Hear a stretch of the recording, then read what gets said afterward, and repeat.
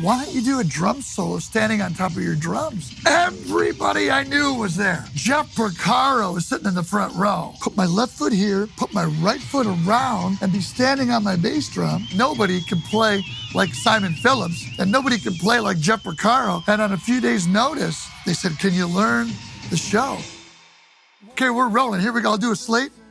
Hey, it's Gregg Bissonette here. I have been fortunate enough to have played with so many cool bands and artists. The Drumeo guys have chosen a bunch of clips. I don't know what they are, but we're gonna check them out right now. And why I have Gregg Bissonette, I heard he did seminars on the way I play. So I thought, what a great idea. I'll have him as the other drummer.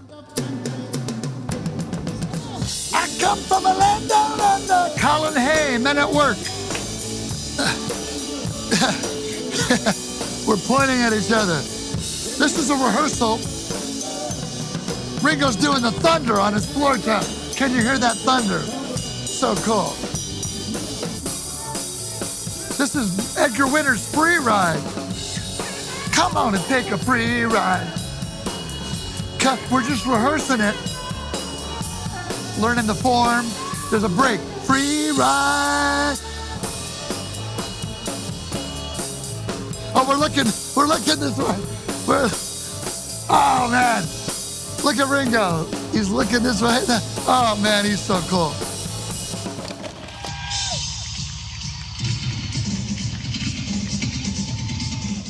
David Lee Roth had the great idea, why don't you do a drum solo standing on top of your drums? And we put surfboard grip so I could get up, put my left foot here, put my right foot around, and be standing on my bass drum.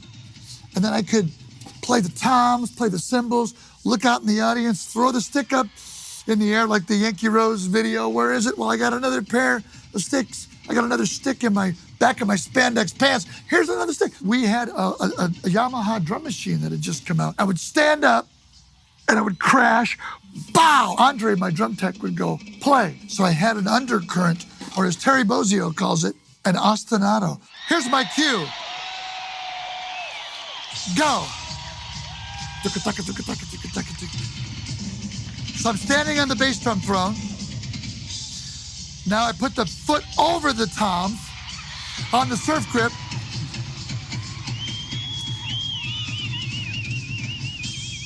And then you kind of just come around to where you're putting both feet on around the bass drum. The other bass drum, and they were all bolted in. Those bass drums were bolted to the stage. The seat was bolted to the stage. And you get the crowd going with you, and then you do some fives. 1, 2, 3, 4, 5, 1, 2, 3. Now you go around 6-inch tom, gong bass drums. I got to do this solo every night and just improvise. I mean, I had a basic framework of what I was gonna do, but I just made stuff up. That was 1986 in Detroit, Michigan, the David Lee Roth Band Eat 'Em and Smile Tour, the exterior drum solo performed without a net.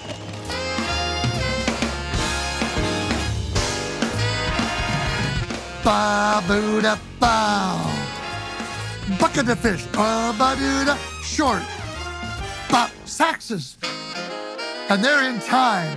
Buddy always wanted his saxes in time. A lot of sax sections drag, not Buddy's sax section. 1, 2, 3, cross stick. And there's a little push here. 1, 2, 3, 4. That was at the power station. Neil Peart was in the booth over my shoulder, and sometimes he'd be over to my left practicing on his kit for the song he was gonna do. But you could probably see Neil by the control board. Blah, blah, blah. Trying to do my Tony. I got to study with Tony Williams during this period, and I'm doing my blah, blah, blah, because I had Tony on the brain. I was doing a Joe Satriani album with my brother in Northern California, and I picked up this magazine called BAM, B-A-M, Bay Area Music Magazine. And in the back, on the little small ad, Tony Williams is accepting private drum students. I said, you gotta be kidding me. So I went up there for a couple of years. I would fly Burbank Airport to Oakland, rent a car, go out to where he lived, and he's asking me if I know any double bass things for him to work on. I said, are you kidding? I'm here to take a lesson from you. He goes, show me some double bass stuff. So I said, well, you can do this thing where you put your heel on your hi-hat and your toe on your left pedal, and you go, with your right foot, you play the other triplets. Ga, ga, ga, ga, ga, ga, left, right, right, left, right. So he does this. By the time I came back the next week, I knock on the door. Colleen says, oh, Tony's in the back room in his drum shed practicing. I walk in, he's like,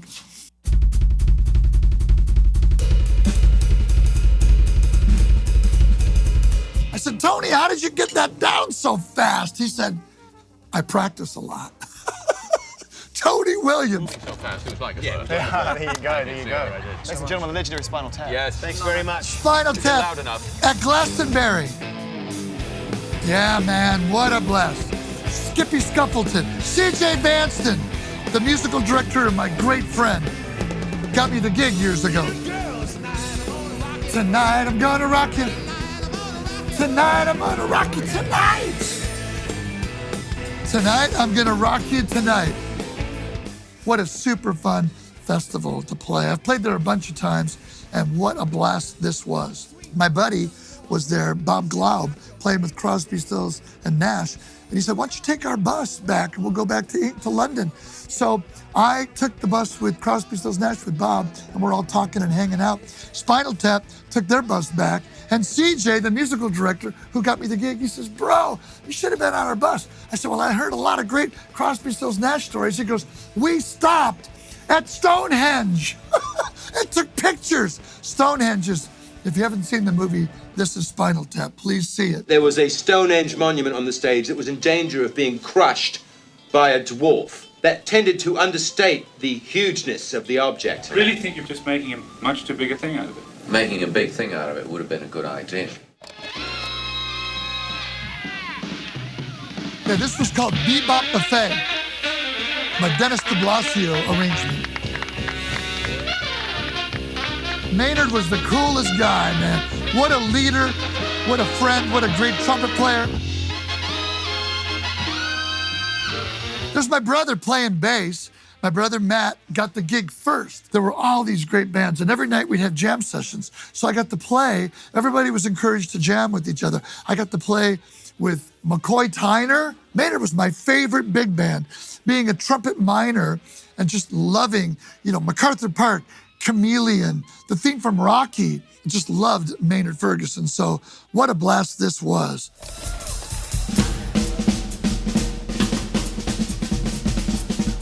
The great Dom Famularo, who's been here at Drumeo. Dom Famularo had the idea of doing this great memorial concert. He and Kathy Rich put this all together. Everybody I knew was there.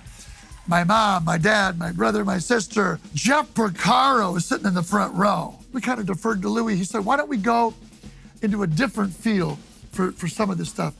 And I said, hey, Dennis, do you know the song by Marcus Miller, Doing the Butt? Oh, oh, ah, oh, sexy, sexy.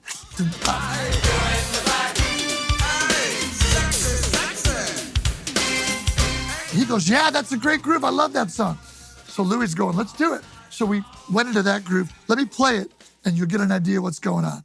I'll start it off. 2, 3, 4, 1, 2. Kind of like Rosanna a little bit, but not really. 1. Dennis comes in. Woo! Check out the bass drum. And Louie.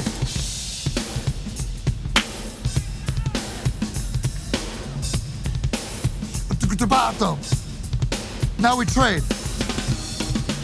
Louie, 2, 3, 4.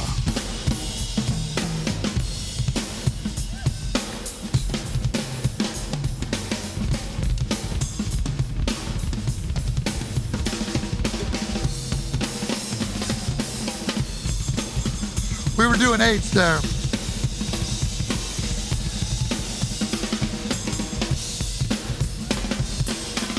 Those rim shots, man.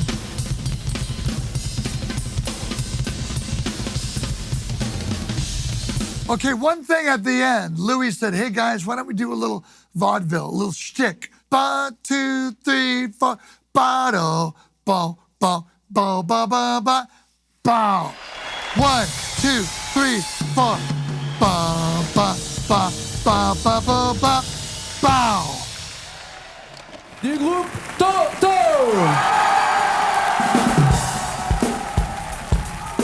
This is me subbing for Simon Phillips in Toto. Simon had hurt his back, and on a few days' notice, they said, can you learn the show? And they had just done a new album, and nobody can play like Simon Phillips, and nobody can play like Jeff Porcaro, but I just tried to do my best version of Jeff on the Jeff Toto songs, and then the new ones that Simon played, I tried to do my best version of Simon on the ones he played. And so anyway, one of the first gigs we did was a live TV show in France, in Paris, called Ta-ra-ta-ta. I got on my drums first so I could start this intro.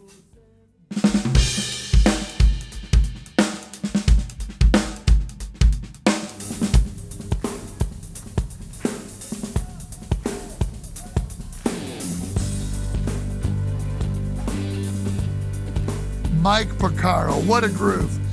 You looked at Mike, he just looked like Jeff, that face, you know, just.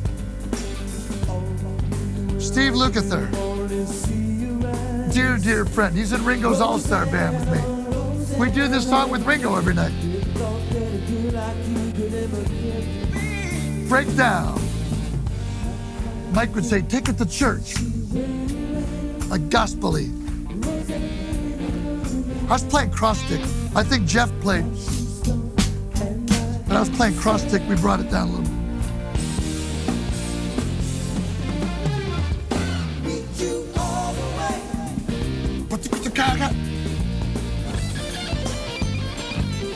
What a blast hearing these guys in your in-ears. Every night it sounded like a record.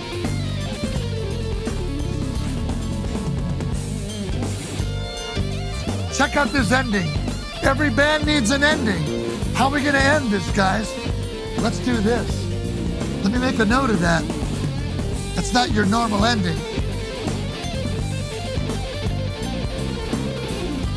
Tearing it up.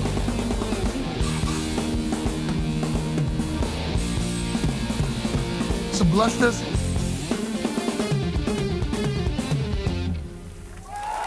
Oh, I forgot how that ending went. We ended differently with Ringo. When I played a benefit with Luke a while ago, we ended it a little differently. They changed the ending a lot, but wow, that was so much fun. Wow, that was such a blast.